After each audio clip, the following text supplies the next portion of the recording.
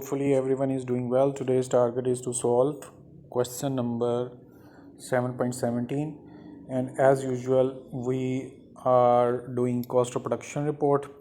और जैसे मैं रिक्वेस्ट करता हूँ कि जब भी आपने क्वेश्चन स्टार्ट करना है before starting it take a brief review. एक दफ़ा क्वेश्चन को ज़रूर पढ़ लिया करें और उसमें डिसाइड करें कि what elements you are going to include and what elements would be excluded.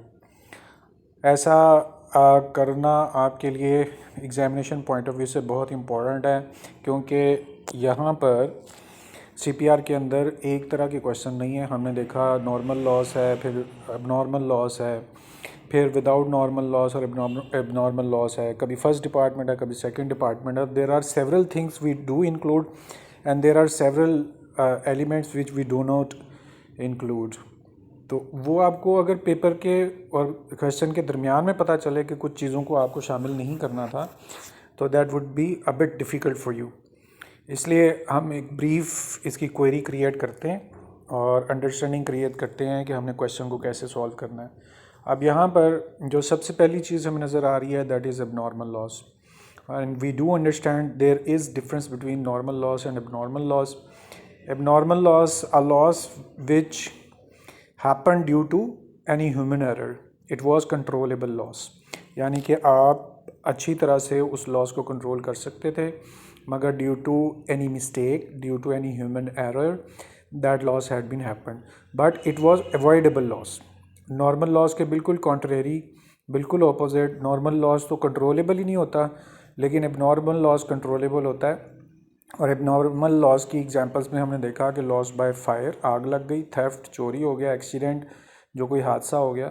तो we do believe that behind every loss due to fire, theft और accident there might be a human error, और जो human error की वजह से हो ऐसे तमाम लॉसेस को आप एबनॉर्मल लॉस कहते हैं। और उसकी जो मेन थीम है behind that loss is what, कि वो कंट्रोलेबल है। जब गलती की तो इसका मतलब वो गलती कंट्रोलेबल थी, आपने केयरलेसनेस शो करवाई, एबनॉर्मल लॉस हो गया।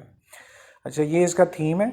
और क्वेश्चन में हम ऑलरेडी चूँकि पिछले 2 क्वेश्चन कर चुके हुए हैं। परफॉर्मा को चेक करें तो ये हमारे पास परफॉर्मा है और इसके अंदर आपको ये चूँकि एबनॉर्मल लॉस का ही सारा सेटअप क्रिएट हुआ है, आपको नज़र आ रहा होगा there is no change in quantity schedule. और यहाँ पर वैसे यूनिट स्टार्ट हो रहे हैं, कंप्लीट हो रहे हैं और इन प्रोसेस हो रहे हैं।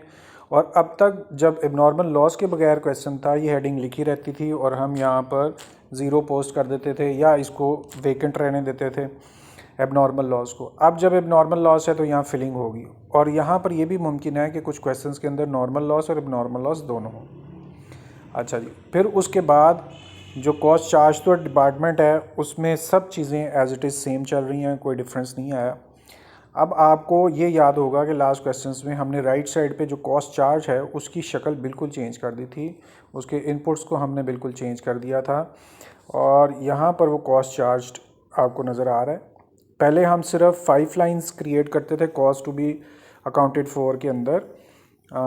मैंने शायद चार्ज बोला पहले, तो ये cost to be counted for है राइट पेज का सबसे पहला portion. Cost to be counted for में पहले 4 लाइन्स हम क्रिएट करते थे और विद इन दैट 5 लाइन्स वो हमारा काम कंप्लीट हो जाता था। लेकिन what we have decided in last few questions कि अब 5 लाइन्स की बजाय यहाँ पर 4 एडिशनल लाइन्स होंगी और टोटल 9 लाइन्स में आपने cost to be counted for as follows complete करना है। अच्छा, और उसके लिए मैंने आपको अंडरस्टैंडिंग क्रिएट करवाई थी कि जो सबसे पहली लाइन थी cost to be counted for की, कंप्लीटेड मल्टीप्लाई बाय टी, इसको छोड़ दें। इसके अलावा जो नीचे वाली 4 लाइंस हैं, सेम टू सेम वही 4 लाइंस आपने नीचे लिखनी है। बस ये काम करना है। ये स्टार्ट किससे हो रहा है? वर्क इन प्रोसेस से। और आपने एबनॉर्मल लॉस जो नीचे वाली लाइंस लिखनी है, वर्क इन प्रोसेस को रिप्लेस कर देना है एबनॉर्मल लॉस के यूनिट्स के साथ। आगे वाली जो स्टेटमेंट्स हैं वो बिल्कुल सेम है, इस तरह से आपको याद रह जाएगा। अच्छा, एबनॉर्मल लॉस के लिए हमने कुछ एक्टिविटीज़ और की थी। ये जो रेड लाइंस हैं 3, ये इक्वलेंट यानी नंबर ऑफ़ यूनिट्स कैलकुलेट करने के लिए होते हैं। इन रेड लाइंस को भी चेंज कर दिया। इससे पहले आप राइट से लेफ़्ट तक बस इतना ही काम करते थे। सबसे पहले आप कंप्लीटेड यूनिट्स लिखते थे और वर्क इन प्रोसेस लिखते थे, और इसके अलावा आपने आगे नहीं जाना होता था और यहीं पे बात कंप्लीट हो जाती थी। लेकिन in case of abnormal loss, आप एबनॉर्मल लॉस की देखें तीनों लाइंस के अंदर एक एक एलिमेंट आपने इंक्रीज़ कर दिया और उसमें एबनॉर्मल लॉस और मल्टीप्लाई बाय परसेंटेज कंप्लीशन है। यहाँ हमने ये भी डिस्कस किया है कि वर्क इन प्रोसेस के साथ भी परसेंटेज कंप्लीशन है, एबनॉर्मल लॉस के साथ भी परसेंटेज कंप्लीशन है, लेकिन percentage completion with work in process is different to percentage completion present with abnormal loss. Book में ये दोनों परसेंटेजेस डिफरेंट दी होंगी और दोनों अलग अलग जगहों पे होंगी, आपने सिर्फ ध्यान से इन परसेंटेजेस को कलेक्ट करना है। ये जो अमाउंट नज़र आ रही हैं ये पुराने किसी क्वेश्चन की है तो हम इनको इरेज कर देते हैं। अच्छा जी, और पर यूनिट कॉस्ट के अंदर कोई फ़र्क नहीं है, वैसे ही आपने पर unit cost of material labour FOH calculate करनी, फार्मूलाज में चेंज नहीं है। सिर्फ इतना है कि जब आप इक्विवेलेंट लगाएंगे तो जो ऊपर इक्विवेलेंट निकलता था पुराना वो सिर्फ वर्क इन प्रोसेस तक था। अब जो आप इक्विवेलेंट निकालेंगे उसमें नॉर्मल लॉस की एडजस्टमेंट भी होगी, इस वजह से जो इक्विवेलेंट निकलेगा वो इक्विवेलेंट यहाँ पर लगेगा। ओके, अब आपको इस पूरे क्वेश्चन का सिनेरियो समझ में आ गया। हमने क्वांटिटी शेड्यूल को भी फॉलो कर लिया है और हमने कॉस्ट चार्ज को भी फॉलो कर लिया है। अब हम क्वेश्चन की तरफ आते हैं और ये एक्चुअली एक ब्रीफ अंडरस्टैंडिंग थी जो क्रिएट करना बहुत ज़रूरी है। एबनॉर्मल लॉज के साथ अब लिखा हुआ है कि इट इज़ सेकंड डिपार्टमेंट, ये और ज़्यादा बेटर चीज़ हो गई क्योंकि सेकंड डिपार्टमेंट की वजह से यहाँ पे रुकें और मुझे बताएं कि सेकंड डिपार्टमेंट की वजह से चेंजेस क्या आएंगी। अब वापस आए होंगे तो बहुत सारे लोगों ने सेकंड डिपार्टमेंट की चेंजेस कर ली होंगी। फर्स्ट डिपार्टमेंट में जो फर्स्ट डिपार्टमेंट होता है that does not receive any cost or unit from previous department because first department itself first department होता है, उसका कोई प्रीवियस डिपार्टमेंट नहीं होता। तो आप क्या समझ में आई, if it is second department तो इसका मतलब है कि आप total cost receive from previous department भी करेंगे और per unit cost receive from previous department भी करेंगे। और परफॉर्मे के अंदर अब तक आपका जो ये एबनॉर्मल लॉस का क्वेश्चन चल रहा था उसके अंदर ये जो कैपिटल आर और स्मॉल आर था ये नहीं थे। चूँकि अब आप सेकंड डिपार्टमेंट कर रहे हैं तो अब cost receive from previous department यानी कि कैपिटल आर और per unit cost receive from previous department ये दोनों चीज़ें आप क्वेश्चन का हिस्सा होंगी, इसलिए मेंटली प्रिपेयर रहिएगा। इधर पूरी की पूरी कैलकुलेशंस अब होंगी। अब चूँकि we do have small R तो नॉर्मल लॉस के फार्मूले में भी स्मॉल आर यूज़ होता है, तो अब ये भी चांसेस हैं कि अगर क्वेश्चन में नॉर्मल लॉस है तो नॉर्मल लॉस के यूनिट्स मौजूद हैं और क्वेश्चन में सेकंड डिपार्टमेंट की वजह से स्मॉल आर भी मौजूद है, तो आपको ये भी कैलकुलेट करना पड़ेगा। Just create your mind. अच्छा जी, normal abnormal loss second department, ये हमने अपनी मेंटल प्रेपरेशन कंप्लीट की है। अब रूटीन में अपने क्वेश्चन को स्टार्ट करते हैं। एज़ यूजुअल जो पहली लाइंस होती हैं उसमें डिपार्टमेंट और इंडस्ट्री के नाम होते हैं और ड्यूरिंग में दिस एंड दैट करके वो जो काम की चीज़ है हमारी यहाँ से स्टार्ट हो रही है, जिसमें वो कह रहा है कॉस्ट रिसीव फ्रॉम प्रीसीडिंग को बोलते हैं प्रीवियस डिपार्टमेंट। प्रीसीडिंग डिपार्टमेंट से जो कॉस्ट रिसीव हुई है उसको हमने क्या नाम दिया हुआ है, cost received from previous department. और अगर ये टोटल कॉस्ट होती है तो उसको कैपिटल आर बोलते हैं। और अब आपको जो कॉस्ट दी हुई है वो एक्चुअली टोटल कॉस्ट ही है क्योंकि इधर पर यूनिट का वर्ड यूज़ नहीं हो रहा। Cost receive from preceding department 332,220। Alright, this cost is capital R. Left page पे कॉस्ट चार्ज में जाएं और वहाँ पर देखें आपने cost receive from previous department या प्रीसीडिंग डिपार्टमेंट, एक ही बात होती है। ये कैपिटल आर है और इस जगह पे आपने उसकी वैल्यू को पुट आउट करना है 332,220, वो आप लिख दें। ऑलराइट, 332,220। नेक्स्ट आप पढ़ें, वहाँ पर लिखा हुआ है cost added to the department और ये जो कॉस्ट ऐड हो रही है उसमें वही तरतीब है शुरू के किसी भी क्वेश्चन के अंदर कोई डिफरेंस नहीं आया। पहले मटेरियल होती है, मटेरियल है, फिर लेबर है, फिर ओवरहेड होती है और कॉस्ट हम ऐड कर रहे हैं। और इन्हीं मटेरियल लेबर एफओएच को लेफ़्ट पेज पे नीचे वाले पोर्शन में कॉस्ट चार्ज में आप जाएं और आपको ये नज़र आ रहा है हमने भी उसी तरतीब से लिखा हुआ है, पहले मटेरियल है, फिर लेबर है और फिर एफओएच है। और साथ में आप समझिए कि उसने ऊपर हेडिंग दी हुई कॉस्ट एडेड, तो हमने भी लेफ़्ट साइड पे हेडिंग लिखी हुई है कॉस्ट एडेड। ये चूँकि टोटल कॉस्ट हैं तीनों की तीनों, तो हम क्या करेंगे इनकी वैल्यूज़ को, अब ये टोटल कॉस्ट है, सबसे पहले जो मेंशन हो रही है वो मटेरियल है, फिर लेबर है और फिर एफओएच है। वही तरतीब है। तो पहली मटेरियल की कॉस्ट है, आप यहाँ पर वैल्यू पुट करना शुरू करें 240,844, 2,40,844। इस तरह से बोलना ज़रा मुश्किल होता है तो इसलिए मैंने डिजिटल वे के अंदर बोला 240,844। उससे जो नेक्स्ट अमाउंट है वो लेबर की है 162 वाली, 162,108, 162,108 लेबर की अमाउंट पोस्ट करें। नेक्स्ट एफओएच की अमाउंट है 96064, 96064।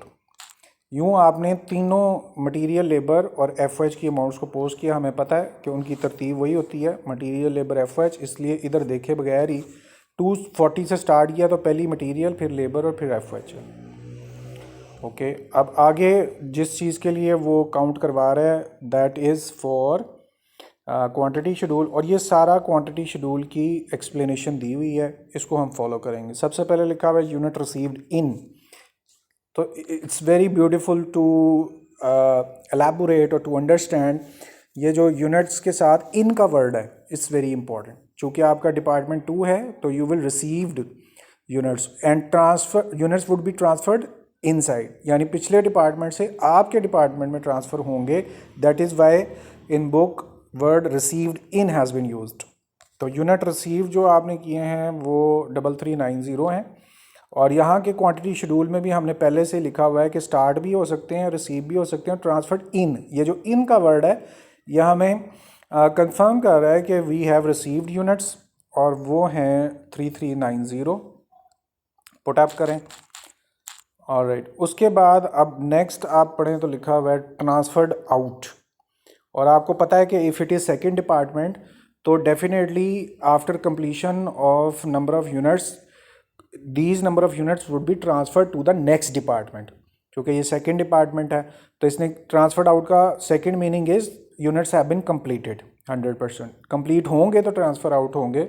तो कंप्लीटेड नंबर ऑफ यूनिट्स हैं 2835, वो आप यहाँ पर देखें कंप्लीटेड आपने लिखा हुआ है, और वहाँ पे कंप्लीटेड की वैल्यू पुट कर दें 2835। ऑड अमाउंट है इसलिए एक दफ़ा देखने से कंफर्म नहीं होती, 2835। नेक्स्ट वो बात कर रहा है यूनिट इन प्रोसेस की, और जैसे मैंने आपको पहले रिक्वेस्ट की थी कि अगर इन प्रोसेस होंगे उनकी अपनी परसेंटेज कंप्लीशन यहाँ पर दी हुई है, और आप गौर करें कि नीचे यूनिट लॉस दिया हुआ है, उसकी अपनी परसेंटेज कंप्लीशन है, दोनों की डिफरेंट होती हैं, और यही आपको अंडरस्टैंडिंग लेनी है, क्योंकि एक भी परसेंटेज राइट लेफ्ट हो गई तो क्वेश्चन नहीं सॉल्व होगा। तो पहले बात आ रही है यूनिट इन प्रोसेस की, उसके 339 यूनिट्स हैं। ओके, और यहाँ पर इन प्रोसेस है, वहाँ पर आप पोस्ट कर दें 339। ओके, नेक्स्ट चलते हैं, और आगे वो बात कर रहा है यूनिट लॉस्ट इन प्रोसेस, और वो हैं उसकी भी परसेंटेज कंप्लीशन साथ में दी हुई है। यूनिट लॉस्ट इन प्रोसेस 216, यहाँ पर आएँ और पोस्ट कर दें 216। ऑलराइट, अब आपने जब सारे यूनिट्स अपनी अपनी जगह पर पोस्ट कर दिए तो होना क्या चाहिए था कि आपकी दोनों साइड बराबर हों, तो दोनों साइड ऑटोमेटिकली बराबर होंगी। बहुत देर बाद एक क्वेश्चन आया है जो अपने आप दोनों साइड्स इक्वल हो गई। इसका मतलब ये हुआ कि जो फिगर्स प्रोवाइड की हैं बुक में वो ऑटोमेटिकली कंप्लीट होने के लिए ही दी गई थी। क्वांटिटी शेड्यूल आपका पूरा होगा because both sides are equal. अब आपको नेक्स्ट चलना है।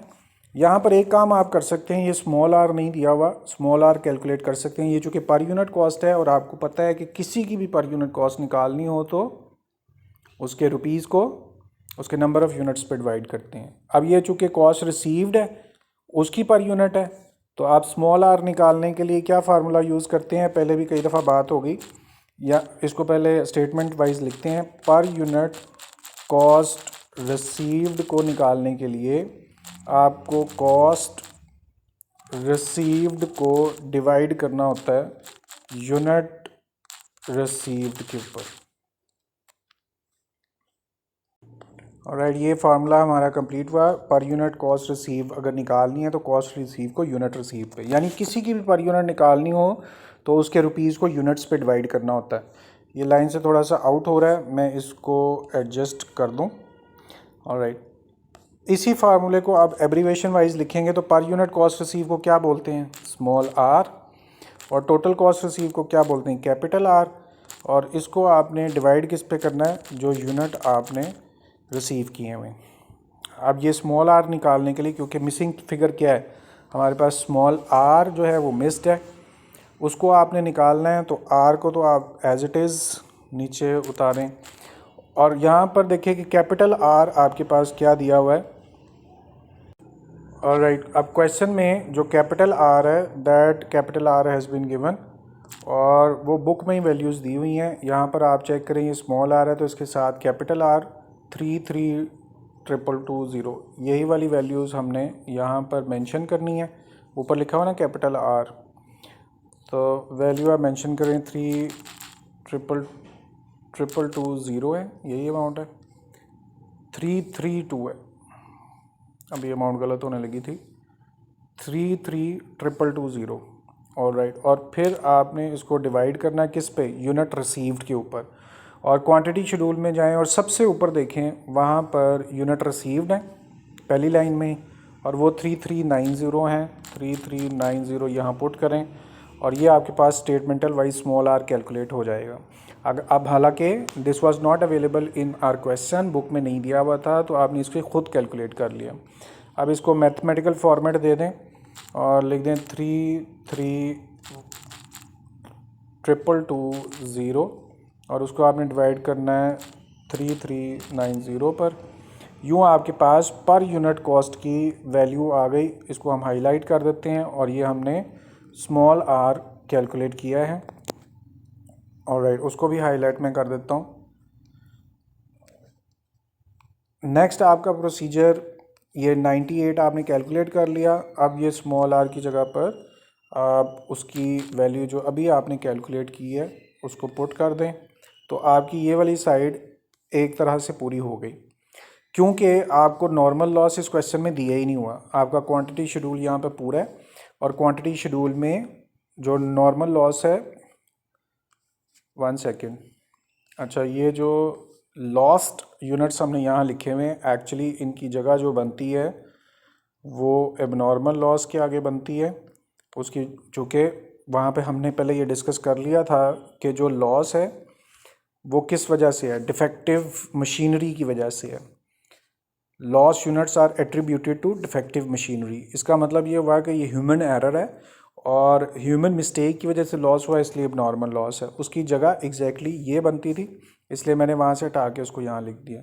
अच्छा, अब आपको समझाने की क्या बात थी, 3390 दोनों साइड पे इक्वल है, और आपको पता है क्वेश्चन में नॉर्मल लॉस नहीं है, तो इसका मतलब है कि ये नॉर्मल लॉस तो कैलकुलेट होगा ही नहीं यहाँ पर, तो ये यहाँ पर भी ज़ीरो आप चाहे लिख दें और चाहे इसको इग्नोर कर दें। अब हमारा काम सिर्फ रहता है, हमने स्मॉल MLF कैलकुलेट करना है, क्योंकि बाकी साइड्स पूरी हो गई हैं। और उसके लिए आपको हमेशा से एक चीज़ डिस्कस होती है, ये तब तक नहीं लिखा जाएगा जब तक कि राइट वाले पेज के लोअर 2 पोर्शंस हैं, 2 डिपार्टमेंट्स हैं, ये ना कंप्लीट हों। ये दोनों डिपार्टमेंट एक दूसरे के साथ कोहेरेंट है, ये इकट्ठे ही कैलकुलेट होंगे। और उसकी रीज़न क्या है, नीचे देखें, EM यानी इक्विवेलेंट ऑफ मटेरियल, यानी कि number of units material completed, ये नहीं होगा तो पर यूनिट नहीं निकलेगी। इसका मतलब है कि पहले आपको इक्विवेलेंट ऑफ मटेरियल निकालना पड़ेगा, और उसके लिए अब आपने फोकस रखना है रेड लाइन के ऊपर। जहाँ ब्लू स्केयर है उसके ऊपर वाली रेड लाइन पे देखें, सबसे पहले लिखा हुआ है 100% कम्प्लीटेड यूनिट। क्वांटिटी शेड्यूल में जाएं और वहाँ सेकंड लाइन में चेक करें, 100% कम्प्लीटेड 2835 लिखा हुआ है, 2835, वो आप पोस्ट कर दें। रेड लाइन पे फोकस रखिएगा, उसके आगे प्लस लिखा हुआ है, ब्रैकेट ओपन की हुई है, और फिर वर्क इन प्रोसेस। अब क्वेश्चन में थर्ड लाइन में देखें, वर्क इन प्रोसेस लिखा हुआ है 339, आप भी पोस्ट कर दें 339। वापस रेड लाइन पे जाएं, वहाँ पे मल्टीप्लाई किससे करना है, परसेंटेज कंप्लीशन से। किसकी, वर्क इन प्रोसेस की परसेंटेज कंप्लीशन। यहाँ पर देखें आपको ढेर सारी परसेंटेज कंप्लीशंस मिल रही हैं, एक आपको ऊपर वाली लाइन में भी मिल रही है, एक नीचे वाली लाइन में भी मिल रही है। इसीलिए मैंने स्पेसिफिकली बोला है कि you are associated with what, work in process अभी लिख रहे हैं, तो यूनिट इन प्रोसेस का मतलब ऊपर वाली परसेंटेजेस आपने टेक ओवर करनी है। और चूँकि आप इस वक्त इक्विवेलेंट ऑफ मटेरियल कैलकुलेट कर रहे हैं, उसकी परसेंटेज आपको नज़र आ रही होगी, वो 2/3 है मटेरियल की। तो इस 2/3 को आप लाएं और यहाँ पर पोस्ट कर दें। 2/3 का क्या मतलब हुआ, 2/3, और उसका मतलब 0.6666, ज़्यादा सारे अमाउंट्स आपने लिखनी है। इसको बंद करें और इज़ इक्वल टू कर दें। अच्छा, मैं इसको कंफर्म यहाँ पे कर दूँ, वैसे ज़ुबानी भी ठीक था। हमने क्या करना था, 2 डिवाइडेड बाय 3 था और अमाउंट देखें 0.6666 आ रही है। आपने इसको राउंड नहीं करना, यानी 7 नहीं लेके आना, हालांकि एक्सेल ने उसको राउंड कर दिया है, मगर आपने नहीं इसको राउंड आउट करना। वही आपने यहाँ पर नीचे चेक करें, 0.666 ज़ुबानी मैंने किया था, वो भी हमने वहीं पे पोस्ट किया हुआ है।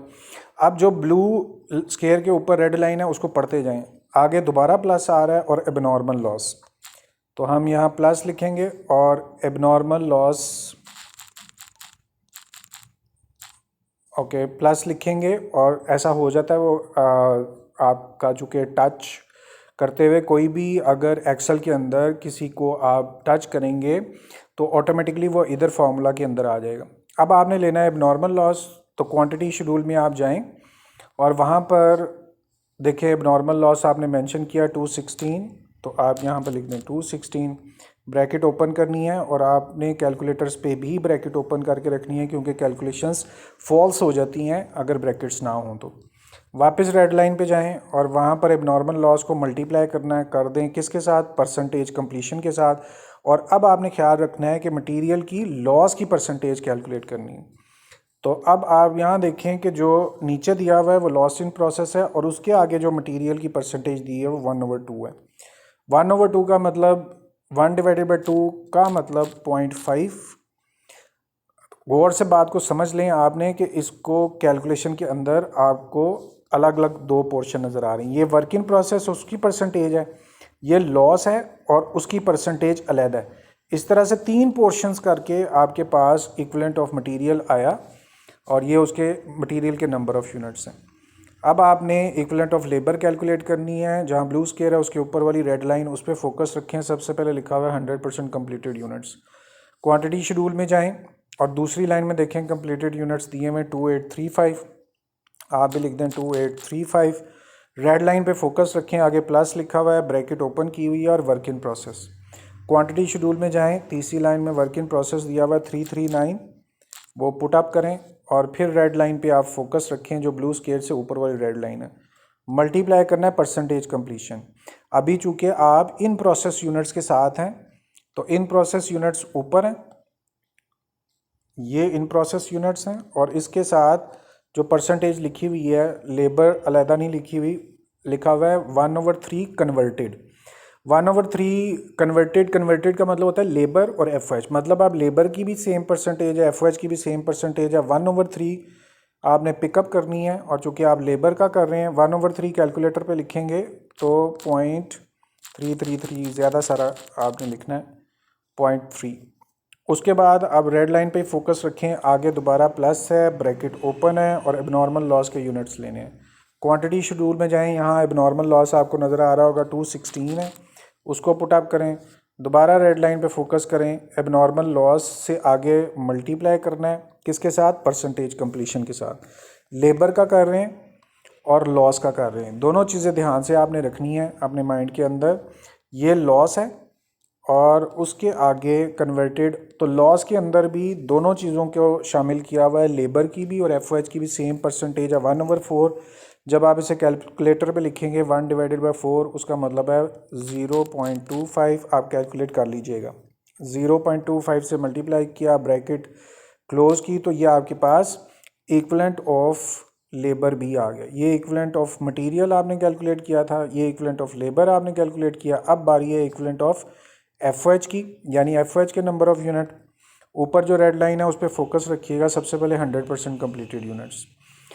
क्वांटिटी शेड्यूल में जाएं और वहाँ पर दूसरी लाइन में देखें कंप्लीटेड यूनिट्स आपको स्टेटमेंट दी हुई है और वो हैं 2835, वो पहले पोस्ट करें। वापस रेड लाइन में जाएं और वहाँ जहाँ ब्लू स्केयर है उससे ऊपर रेड लाइन में देखें आगे लिखा हुआ है प्लस, फिर आपने ब्रैकेट ओपन करनी है और work in process.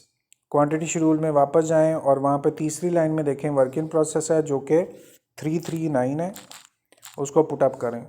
Red line में देखें जहाँ ब्लू स्केयर है उससे ऊपर रेड लाइन में मल्टीप्लाई करना परसेंटेज कंप्लीशन से। अच्छा जी, ये आप कर रहे हैं इक्विवेलेंट ऑफ एफओएच और वर्क इन प्रोसेस की परसेंटेज लेनी है। और चूंकि आप इन प्रोसेस कर रहे हैं वर्क इन प्रोसेस, तो ऊपर वाली परसेंटेज लेनी है और उसमें लिखा हुआ है 1/3 कन्वर्टेड। लेबर एफ एच दोनों के लिए यूज़ करनी थी। 1/3 का मतलब है 0.333, ज़्यादा सारे करके लिखने हैं, 0.333333, राउंड नहीं करनी है आपने। ब्रैकेट क्लोज कर दें, रेड लाइन चेक करें, वर्क इन प्रोसेस के बाद दोबारा लिखा हुआ है प्लस, फिर ब्रैकेट ओपन करके लिखा हुआ है एबनॉर्मल लॉस के यूनिट्स। क्वांटिटी शेड्यूल में जाएं और यहाँ देखें एबनॉर्मल लॉस के यूनिट आपको नज़र आ रहे हैं 216, ऑलराइट। और फिर आप तीसरी रेड लाइन पे फोकस रखें एबनॉर्मल लॉस, और फिर आपने इसको मल्टीप्लाई करना है परसेंटेज कंप्लीशन पे। वापस क्वेश्चन में जाएं और एबनॉर्मल लॉस के जो यूनिट्स दिए हुए हैं वो डाउन स्लोपिंग के अंदर हैं, वन थिंग। और सेकेंडली इसके साथ लिखा हुआ है 1/4 कन्वर्टेड, तो लॉस की परसेंटेज 1/4 जिसका मतलब 0.25 है। और आप यहाँ पर पुट अप कर दें 0.25, ब्रैकेट क्लोज करें। इस तरह से आपके पास इक्विवेलेंट ऑफ FOH भी निकल आया। इक्विवेलेंट ऑफ मटेरियल, लेबर और FOH तीनों आपके पास आ गए। अच्छा, आपने इस बात का ख्याल रखना है, देखिए यहाँ पर कितनी परसेंटेजेस यूज़ हुई हैं। इसके अंदर भी 2, 4, 6 अलहदा परसेंटेजेस, फिर इसके अंदर आपने वर्क इन प्रोसेस अलहदा यूज़ किया, एबनॉर्मल लॉस अलहदा, वर्क इन प्रोसेस अलहदा, एबनॉर्मल लॉस अलहदा। इसमें भी वही वर्क इन प्रोसेस और एबनॉर्मल लॉस अलहदा अलहदा आप यूज़ कर रहे थे, तो आपसे कोई परसेंटेज में मिस्टेक नहीं होनी चाहिए। ऑलराइट, आपको दिखा के कर रहा हूँ। यहाँ पर एबनॉर्मल लॉस के यूनिट्स देखें कितने हैं, 216, और जल्दी में 1 बाद में लिखा गया, लिखना पहले था, कोई बात नहीं, गलती को एक्सेप्ट करना चाहिए। 216 यहाँ पर लिखें। और मुझे शक क्यों पड़ा, क्योंकि वो पॉइंट्स आ रहे थे और पॉइंट्स नहीं आने चाहिए थे। लेकिन जी इस तरह से हमारे पर unit cost of material, labour और FOH complete, equivalent of material, labour और FOH कंप्लीट हुआ।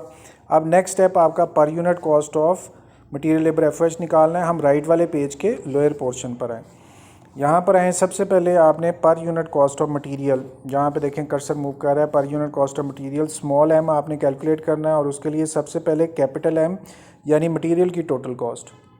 लेफ़्ट वाले पेज के लोअर पोर्शन में जाएं, वहाँ पे देखें ये तीनों चीज़ें मटेरियल, लेबर और FOH दिया हुआ है, उसके सामने टोटल कॉस्ट भी दी हुई है, बुक से देख के हमने लिखी हुई है, तो हम पहले इसको फॉलो करते हैं। मटेरियल की अमाउंट है 24844, ऑलराइट। इससे आगे आपने इसको डिवाइड करना है, और किस पे डिवाइड करना है, इक्विवेलेंट ऑफ मटेरियल के ऊपर। जहाँ पर यूनिट कॉस्ट कैलकुलेट कर रहे हैं वहाँ ऊपर 3 रेड लाइंस हैं, और पहली red line equivalent of material की है, और उसका आंसर आप पहले निकाल चुके हैं 3169। इस तरह से पर यूनिट कॉस्ट ऑफ मटेरियल की स्टेटमेंट कंप्लीट हुई। अब आपने नेक्स्ट काम क्या करना है, पर unit cost of labour calculate करना है, और उसके लिए पहले आपको लेबर की टोटल कॉस्ट चाहिए। लेफ़्ट में ही कॉस्ट चार्ज में जाएँ, वहाँ मटीरियल, लेबर, FOH तीनों अमाउंट्स पहले से बुक्स से देख के लिखी हुई हैं। यहाँ पे आप पहले अमाउंट पोस्ट करें 162,108, ओके। और फिर इसको डिवाइड करना है किस पे, इक्विवेलेंट ऑफ लेबर पे। जहाँ पर यूनिट कैलकुलेट कर रहे हैं उससे पर 3 रेड लाइंस हैं। सेकंड रेड लाइन देखें इक्विवेलेंट ऑफ लेबर की है, और इसका आंसर आप निकाल चुके हुए हैं 3002 एक्यूरेट जगह पे लिखना है 3002, ओके। ये आपने पर यूनिट कॉस्ट ऑफ लेबर निकाल ली। अब जो नेक्स्ट आपका प्रोसीजर है वो पर यूनिट कॉस्ट ऑफ FOH आपने निकालना है, और उसके लिए पहली जो अमाउंट चाहिए वो कैपिटल F यानी FOH की टोटल कॉस्ट। लेफ़्ट साइड पे कॉस्ट चार्ज में जाएं, वहाँ तीनों चीज़ें लिखी हुई हैं, मटेरियल, लेबर, FOH, और FOH की अमाउंट आपको नज़र आ रही होगी 96064, और इसको आपने डिवाइड किस पे करना है, इक्विवेलेंट ऑफ F पे। जहाँ पर यूनिट कॉस्ट कैलकुलेट कर रहे हैं उससे पर 3 रेड लाइंस हैं। तीसरी रेड लाइन देखें इक्विवेलेंट ऑफ F की है, और उसका आंसर आपने निकाला हुआ है 3002। स्टेटमेंटल वाइज आपने तीनों पर यूनिट की स्टेटमेंट्स कंप्लीट कर ली हैं। अब इनकी कैलकुलेशंस लिखनी है। जहाँ ब्लू स्केयर आपको नज़र आ रहा है, इसके लेफ़्ट साइड पे पहली अमाउंट देखें 24844, और डिवाइड करना है 3169 पे। पहली पर यूनिट कॉस्ट आपके पास आ गई। अब दूसरी पर यूनिट कॉस्ट लेबर की निकालनी है। जहाँ ब्लू स्केयर है उसके लेफ़्ट साइड पे देखें 162108, और उसको डिवाइड करना है 3002 पर।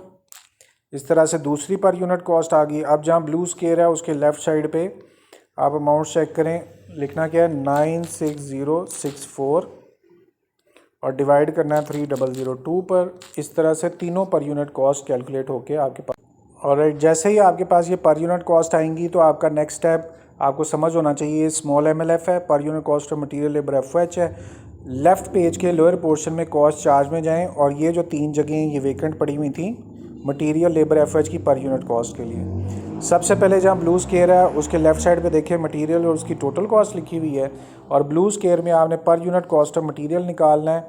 राइट पेज के लोअर पोर्शन में जो पहली पर यूनिट कॉस्ट आपने कैलकुलेट की 76, ये मटेरियल की पर यूनिट कॉस्ट है, पोस्ट वहाँ पर कर दें। उसके बाद जहाँ ब्लू स्केयर इस टाइम है वहाँ देखें लेबर है, उसके साथ लेबर की टोटल अमाउंट लिखी हुई है और ब्लू स्केयर के अंदर पर यूनिट लेबर लिखना है। राइट वाले पेज पे जाएं, लोअर पोर्शन में जाएं, जो सेकंड पर यूनिट कॉस्ट आपने कैलकुलेट की हुई है ये लेबर की पर यूनिट कॉस्ट है। और उसके बाद जहाँ अब स्केयर है ब्लू उसके लेफ़्ट साइड पे देखें FOH है और साथ में उसकी टोटल कॉस्ट 960 लिखी हुई है। जहाँ ब्लू स्केयर है वहाँ पर यूनिट कॉस्ट लिखनी है। राइट वाले पेज के लोअर पोर्शन में जाएं, वहाँ पे जो तीसरी अमाउंट लिखी हुई है ये पर यूनिट कॉस्ट ऑफ FOH है, इसको भी पोस्ट कर दें और यूँ आपने तीनों की पर यूनिट कॉस्ट कंप्लीट कर दी। अब देखें स्मॉल r यानी पर unit cost receive from previous department पहले ही आप लिख चुके हुए हैं, और नॉर्मल लॉस इस क्वेश्चन में है नहीं, मिसिंग है। चाहे आपको स्मॉल r गिवन भी है लेकिन नॉर्मल लॉस के यूनिट्स ही नहीं है, कैलकुलेट नहीं होना, ज़ीरो लगा दें और इस सूरत में हमने पूरी पर यूनिट कॉस्ट कंप्लीट कर ली हुई है। अगर ये कंप्लीट है तो इसका आंसर बुक में दिया होता है 260। पहले हम ये कंफर्म करते हैं कि यूनिट कॉस्ट का आंसर क्या है। तो बुक में आए, वहाँ सबसे नीचे आप देखें आपके पास यूनिट कॉस्ट का आंसर अवेलेबल है जो कि 260 है और हमारा आंसर भी यहाँ 260 है। अब इसका मतलब ये हुआ कि हमारा लेफ़्ट पेज जो है क्वांटिटी शेड्यूल ये भी कंप्लीट हो गया और उसके नीचे वाला पोर्शन कॉस्ट चार्ज भी पूरा हो गया और आपने इसकी पर यूनिट कॉस्ट को भी साथ में कैलकुलेट कर लिया। लेफ़्ट वाला पोर्शन कंप्लीट होने के बावजूद भी you have in your mind that first portion of right page is still incomplete, still blank. ये राइट पोर्शन फर्स्ट पोर्शन है राइट पेज का और वहाँ पर पहले सिर्फ 5 लाइंस में क्वेश्चन कंप्लीट होता था और due to abnormal loss question will be completed with 9 lines. अब हम इनको फिल करना शुरू करेंगे और सबसे पहले फर्स्ट लाइन को आप कंप्लीट करें। उसके लिए आपको क्या चाहिए, कंप्लीटेड यूनिट्स।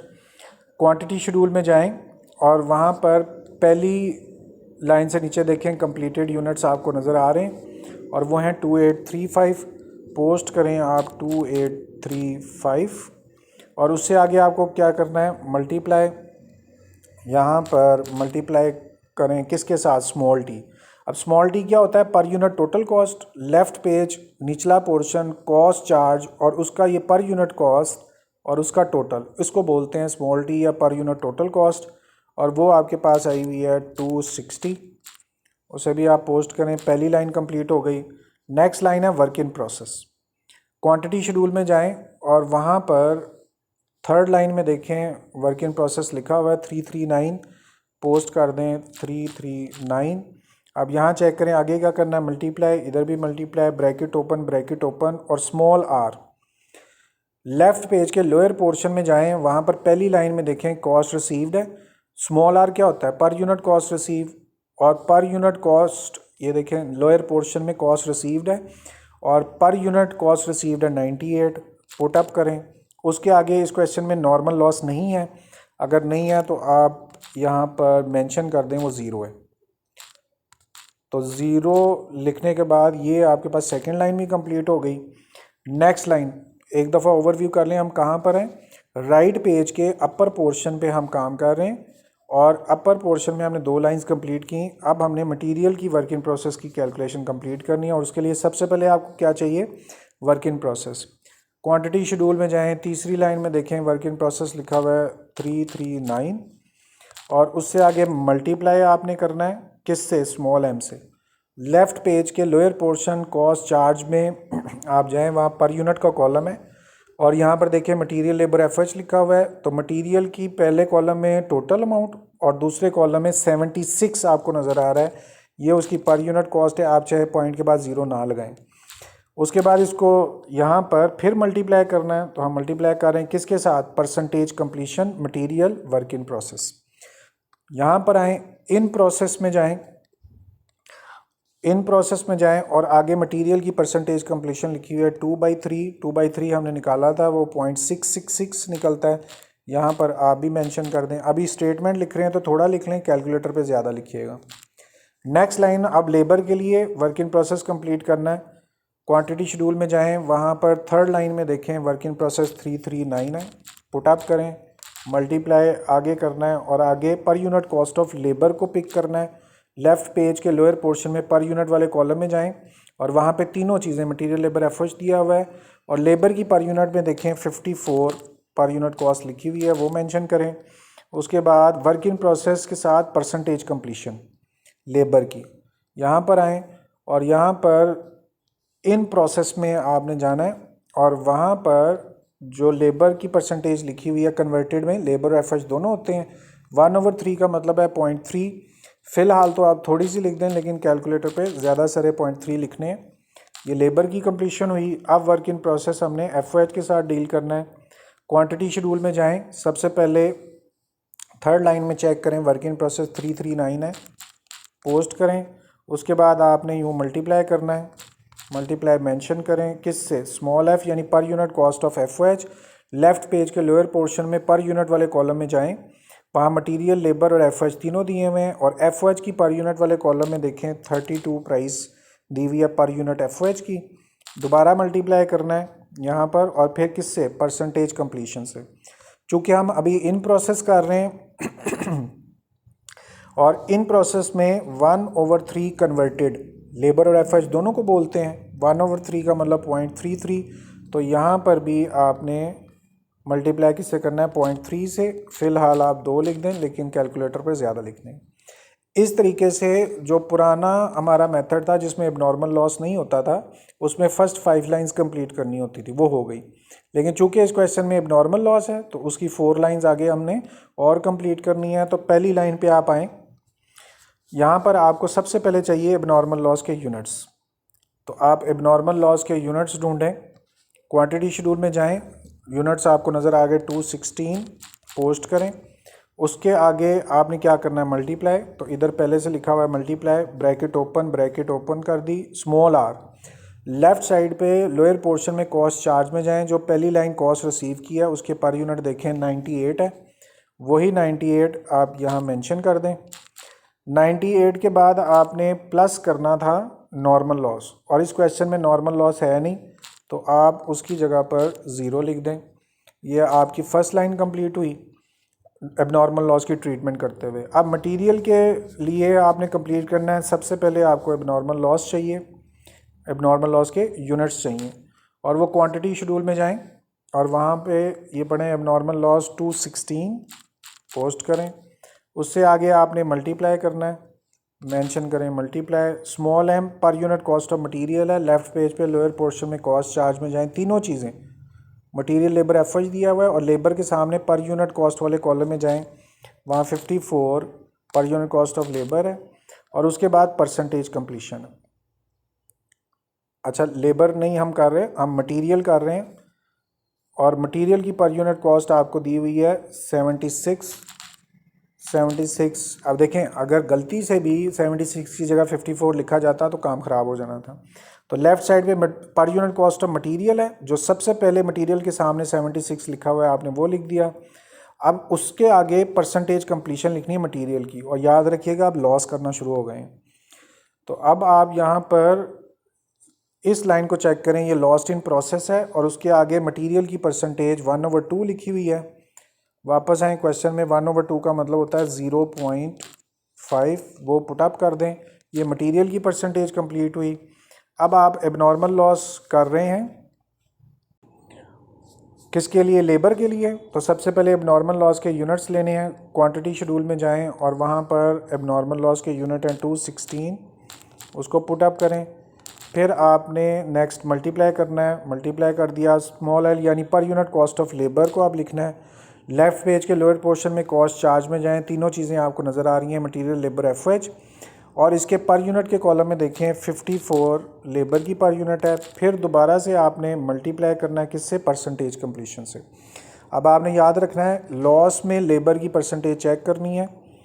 यहाँ पर ये लिखा हुआ है लॉस, और लेबर के लिए 1/4 कन्वर्टेड बोलते हैं लेबर और एफएच दोनों को। 1/4 का मतलब है 0.25। क्वेश्चन में वापस आएँ और परसेंटेज कंप्लीशन लेबर की 0.25 यहाँ मेंशन कर दें। ऑलराइट, अब इस तरह से आपने लेबर भी कंप्लीट किया। एबनॉर्मल लॉस आप कंप्लीट करना है एफओएच के लिए। सबसे पहले एबनॉर्मल लॉस के यूनिट्स आपने मेंशन करने हैं और क्वांटिटी शेड्यूल में जाएं और वहाँ पर एबनॉर्मल लॉस आपको नज़र आ रहा है 216, पुट अप करें। फिर उसके बाद इसको मल्टीप्लाई करना है, यहाँ पर मेंशन करें मल्टीप्लाई, और फिर आपने स्मॉल एफ पर unit cost of FOH. Left page के लोअर पोर्शन में कॉस्ट चार्ज में जाएं, वहाँ देखें मटेरियल लेबर एफओएच तीनों दिए हुए हैं और एफओएच की पर यूनिट की साइड पे देखें आपको 32 एफओएच की पर यूनिट नज़र आई, वो लिख दी और परसेंटेज कंप्लीशन लिखनी है। याद रखिएगा आप लॉस को फॉलो कर रहे हैं। यहाँ पर आपको नज़र आ रहा है कि लॉस वाली लाइन ये है और उसके साथ लिखा हुआ है 1/4 कन्वर्टेड लेबर और एफओएच दोनों को बोलते हैं। 1/4 का मतलब है 0.25, तो ये एफओएच के लिए भी आप 0.25 मेंशन करें। लेकिन जी इस तरह से आपने जो राइट वाला पेज है उसका cost to be counted for के हर स्टेप की स्टेटमेंट आपने कंप्लीट कर ली। ऐसे ही आपने जब खुद सॉल्व करना है तो इंग्लिश और स्टेटमेंट लिखनी है और देन आपने कैलकुलेटेड फॉर्म में इधर लिखना है।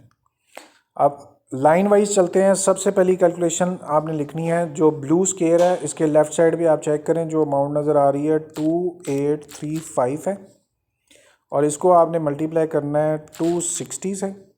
पहली कैलकुलेशन आपकी कंप्लीट हो गई। अब जो ब्लू स्केयर नज़र आ रहा है उसके लेफ़्ट साइड पे देखें, नेक्स्ट है 339, मल्टीप्लाई करना है, ब्रैकेट ओपन करनी है, 98 में प्लस करना है 0 और ब्रैकेट क्लोज करके ये सेकंड कैलकुलेशन हो गई।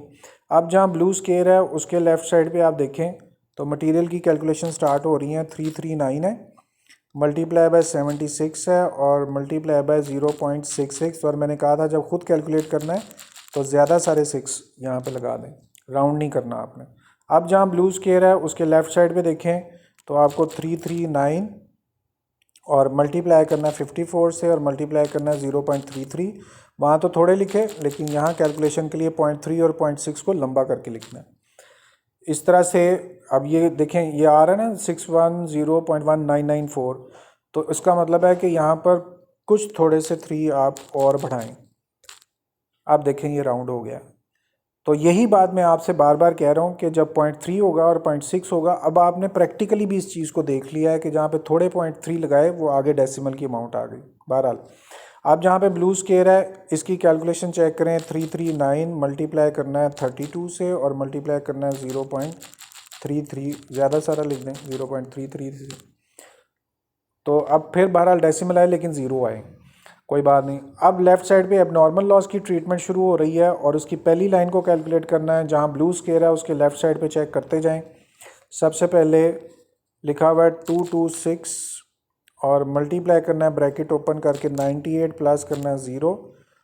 अच्छा 0 लिखना ज़रूरी नहीं है लेकिन चूँकि हमारे फार्मूले में नॉर्मल लॉस लिखा हुआ है वो आपकी प्रैक्टिस के लिए ये ज़रूरी है, आप करते जाइएगा।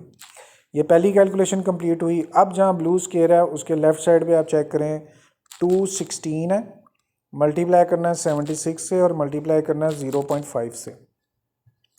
कैलकुलेशन सेकंड लाइन की कंप्लीट हुई।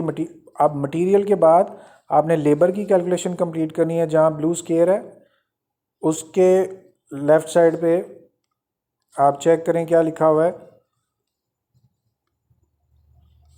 तो सबसे पहले 216 आपको नज़र आ रहा है और फिर मल्टीप्लाई करना है 54 से और फिर मल्टीप्लाई करना है 0.25 से। यूँ लेबर की भी कैलकुलेशन कंप्लीट हुई। अब जहाँ ब्लू स्केयर है उसके लेफ़्ट साइड पे चेक करें 216 मल्टीप्लाई बाय 32 और मल्टीप्लाई बाय 0.25। यूँ आपकी एफओएच की भी कैलकुलेशन साथ में कंप्लीट हुई। ऑलराइट, और इस डिपार्टमेंट का जो राइट पेज का ऊपर वाला पोर्शन है इसका प्रोसेस करने का सोल एक पर्पज़ होता है कि आपकी ये वाली कॉस्ट लेफ़्ट पेज के कॉस्ट चार्ज के टोटल से मैच करें। अब आ रहा है 832216 और यहाँ पर अभी हमने चेक करना है, चूँकि ये जो टोटल है इसके अंदर सिर्फ मैं आपको दिखा देता हूँ। अब देखें ग्रीन लाइन कहाँ पे आ रही है, उसमें स्मॉल आर पिछले किसी क्वेश्चन में नहीं था, तो वो साथ में इंक्लूडेड नहीं है। अब मैं इंक्लूड करने लगा हूँ और वो 659 वाला सेल है, तो यहाँ 661 की जगह 659 कर रहा हूँ। ये आपको समझ आ रही है तो वो भी कोई बात नहीं, क्योंकि ये एक्सेल है। अब आप देखिए ग्रीन लाइन ऊपर चली गई है और उसमें वो चीज़ भी इंक्लूड हो गई है। अब जब आपने इसको टोटल किया तो ये आ रहा है 831236। ऑलराइट, और यहाँ पर ये थोड़ा सा डिफरेंस है। और अब आप ये चेक करें कि यहाँ अचानक मेरी नज़र पड़ गई इसके ऊपर, तो नीचे देखें आपको 216 नज़र आ रहा है। 216 एबनॉर्मल लॉस के यूनिट्स पहले चेक करें। एबनॉर्मल लॉस के यूनिट 216 है, और यहाँ पर जब आपने एबनॉर्मल लॉस लिखा तो टाइपोग्राफिकली 226 लिखा गया, तो 216 यहाँ पे पोस्ट करना था। कोई बात नहीं, बेहतर ये है कि जब पेपर में ऐसा हो सुकून से आप कामनेस रखें और अपनी मिस्टेक को ढूंढना शुरू करें। यहाँ पर भी आपने इसको 226 की बजाय 216 लिखना है। अब आपने जैसे ही इसको किया तो आपका आंसर आ रहा है 831236। ऑलराइट, और इधर आएँ, जो कॉस्ट चार्ज के टोटल के कॉलम में जो टोटल है 831,236, और आपका भी अब टोटल 831,236 है। और अब सब चीज़ें आपके सामने हैं। सिर्फ यहाँ पर 216 की बजाय 226 लिखा हुआ था। इट्स ऑल राइट, कोई बड़ी बात नहीं है, और आपने इसी चीज़ को ही फॉलो करना है। जब पेपर में भी ऐसे हो तो बाज़ का तो ऐसा होता है कि आपका टोटल नहीं इक्वल आएगा, तो उस वक्त बस कूल डाउन होना है और अपनी मिस्टेक को ढूंढना है और पता कर लेना है। Typographical mistakes are very human error और पॉसिबल हैं। आप क्वेश्चन का ओवरव्यू कर लें। आपने क्वांटिटी शेड्यूल कंप्लीट किया और उसकी दोनों साइड को चेक किया, वो इक्वल है। Cost charge to the department को आपने किया, और फिर आपने उसका पर यूनिट कॉस्ट का आंसर भी चेक कर लिया। इस तरह से ये भी कंप्लीट हो गया। और फिर आपने cost to be counted for as follows के 9 स्टेप पूरे किए, और इसके टोटल को 831 को कॉस्ट चार्ज के टोटल से भी मैच कर लिया। 831,236 ये भी टोटल मैच हुआ।